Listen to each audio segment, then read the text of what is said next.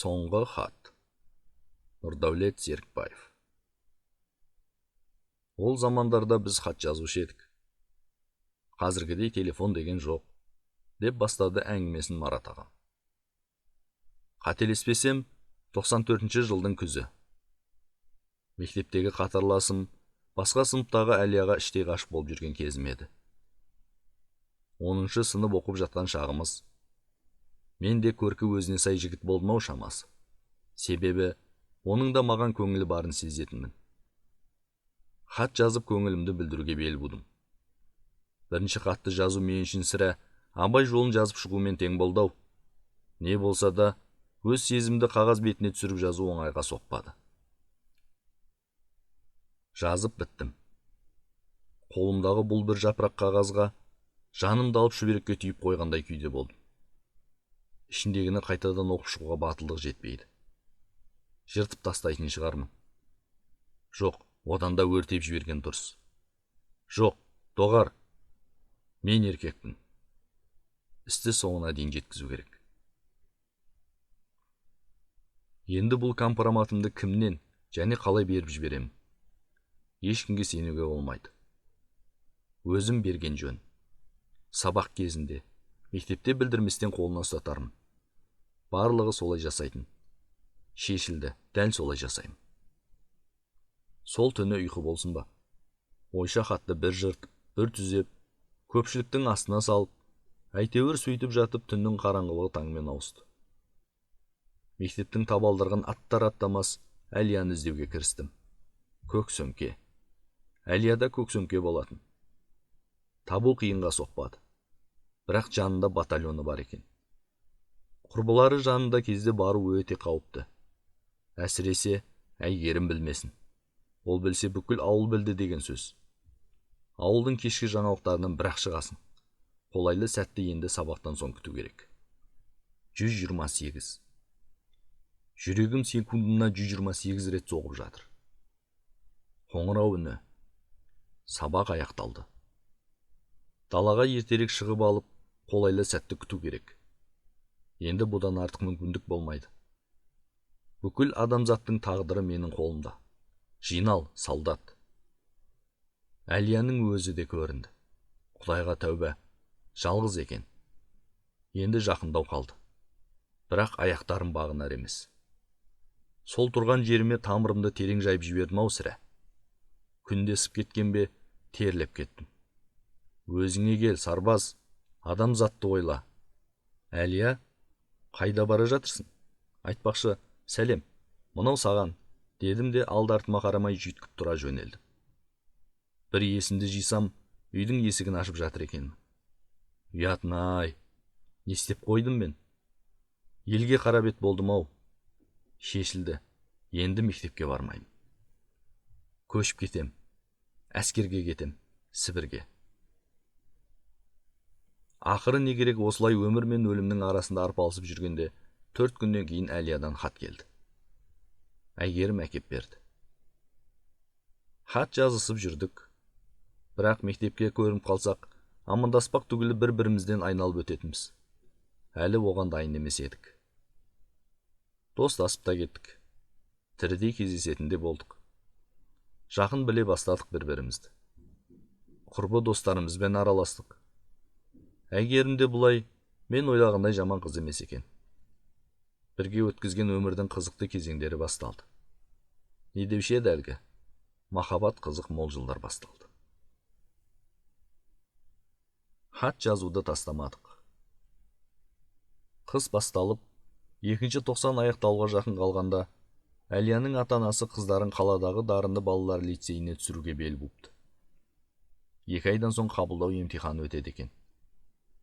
Енді бас көтермей дайындалуы керек. Жақсы оқитын қыз, түсуге барлық мүмкіндігі бар. Бос нәрселерге уақыт жоқ енді. Бұл жаңалықты өзінен естіген соң ба, әйтеуір ауыр қабылдадым.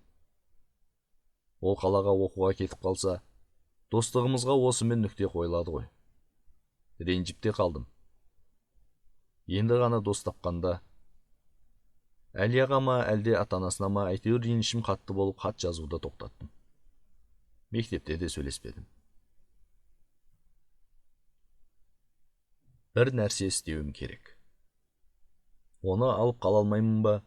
Онда шешілді. Мен де түсемін қалаға. Интернатында жатып оқимын. Емтиханға дайындаламын, бәріне дәлелдеймін, ата-анасына да дәлелдеймін. Бас көтермей дайындалдым. Әлияға ештеңе айтпадым. Тосын сый болады. Көрген кезде таң қалсын. Достығымызды лицейде жалғастырамыз. Менімен мақтанатын болады. Бір-бірімізден айырылмайтын боламыз. Бас көтермей дайындаламын. 2 ай өте шықты. Емтиханды тапсырдық. Өтіппін. Енді қалада оқитын болдым. Әлиямның жанында. Ата-анам да қуанып қалды. Бұйырып жатса, өздері де қалаға көшіп келетінін айтып, мені мақтан тұтты. Енді бұл жаңалықты Әлияшымен бөлісу керек. Үйіне қарай жүгірдім. Есіктің алдында анасы күтіп алды. Көңіл күйі жоқ. Әлия түсе алмапты. Емтиханнан өте алмаған екен. Не қуанарымды, не өкінерімді білмей қалдым. Осыдан 2 ай бұрын ауылдан кетпес екен деп қалап едім. Енді болса, өзімен кездесуге анасынан рұқсат ала алмадым. Лицейге бармаймын дегенімді ата-анам түсінбеді. Қолда тұрған мүмкіншіліктен айырылып жатқанымды айтып, болашағымды құртпауымды өтінді. Ақыры қалада оқитын болдым. 2 аптадан соң жолға шығу керек. Мектептегі соңғы күндерімде көзім Әлияны іздеумен болды. Сабаққа келмей жүр екен. Ауырып қалыпты. Үйіне бардым. Анасы менің келгенімді айтқан еді, менімен сөйлескісі келмейтінін айтып келді. Көңілімде топалаң болып, маған неге ренжіп жатқанын түсінбеген күйі үйге қайттым. Оқуға да кететін уақыт жақындады. Содан соң Әлияны көрмедім. Қоштаса да алмадым. Қаладағы оқуым өз ағынымен жалғасып жатты. Хат жазып тұратын ауылдағы достарыма да. Солар арқылы Әлияның да көп ұзамай басқа қалаға көшіп кеткенін естідім. Кеудемде бір мұң кетпей қойғаны, бір ауыз хабар берсе болар еді ғой. Лицейге түсе алмағанын менен көргені несі? Менен соншама достығымыздың құрметі үшін бір қоштасуға жарамағаны ма? Жарайды, оқу керек, уайымдамай. Өмір мұнымен тоқтап қалмас. Оқу жылы біткелі таяғанда ауылдан ата-анам келді. Қаланың баласы болып шыға келгенімді айтып, туысқандар мақтан тұтып жатқанын айтып қуанып отырды. Менің мақтанышым, аяқ астынан қалаға түсуге не түрткі болғанын да білеміз құлыным, деп мені сүйіп қояды. Жүрегімдегі Әлияға деген сағынышты да сезгендей. Бас көтермей дайындалып, өз күшімен түскеніне таң қаламыз біз. Сол 2 ай бойы ештеңеге алаңдамай, достарыңа да уақыт жоғалтпай дайындалғаныңды айтамын да. Айтпақшы, мынау хатты сол күйі оқымапсың ғой, деп анам сөмкесіне бүктелген сарғайып кеткен қағазды шығарды. Өткенде үй жинап жатып, сенің кітап дәптерлерінің арасынан тауып алдым. Қандай хат? Қашан, кімнен? Анау көршінің қызы кеп тапсырып кеткенше?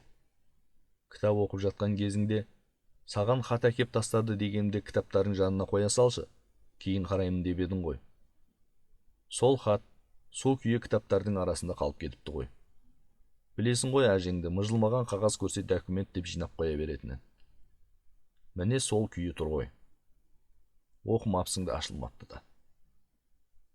Жүрегім кеудемнен шығып кетердей болды. Ақмақ басым-ай. Шешкен шолығын қайтадан таба алмайтын адаммын мен. Бір жапырақ қағазды байқайтындай кейін оқимын деген мен ақмақпын. Бүкіл дүниенің ауыртпалығын иығыма әкеп салғандай болды-ау. Қағаздың түсі сарғая бастапты. Бүктелген күйі тұр. Бұлай тек Әлия бүктейтін еді. Хат ашылмаған, расымен де. Желімделіп сол күйі тұр. Асығыс аша бастадым. Осыншама уақыт бойы жауабын таба алмай келе жатқан сұрақтарының жауабы осында секілді болып көрінді. Хатты аштым. Марат, қал жағдайың қалай? Маған ренжіп жүргеніңді білем. Бұл тек менің ата-анамның шешімі. Екеуміздің достығымыздың бұзылғанын мен де қаламаймын. Сенің сезіміңді құрметтеймін. Ұнататынымды айта алмасам да оны сезетініңді де білемін. Менің қалада оқығым келмейді. Уайымдама, қалаға кетпеймін. Емтиханды әдейі құлатамын. Иә, әкем ренжиді, ұрысады. Бірақ басылады. Сәлеммен, Әлия. Сатқын болдың сен, сарбаз. Көңілі әппақ қызды сатып кеттің сен. Сенімін ақтамадың, саған деген сезіміне қиянат жасадың. Қызық қой өмір деген. Тағдырым өз қолымда деп қанша ойласаң да өз деген жасайды. Тек бір ұшқын өміріңізді өзгертуі мүмкін. Бәрі сол бір хатты жазудан басталды емес пе? Деп ағам сөзін аяқтап жатқанда, арғы бөлмеден Әлия жеңгемнің ас дайын болды деп дастарханға шақырып жатқан дауысы естілді.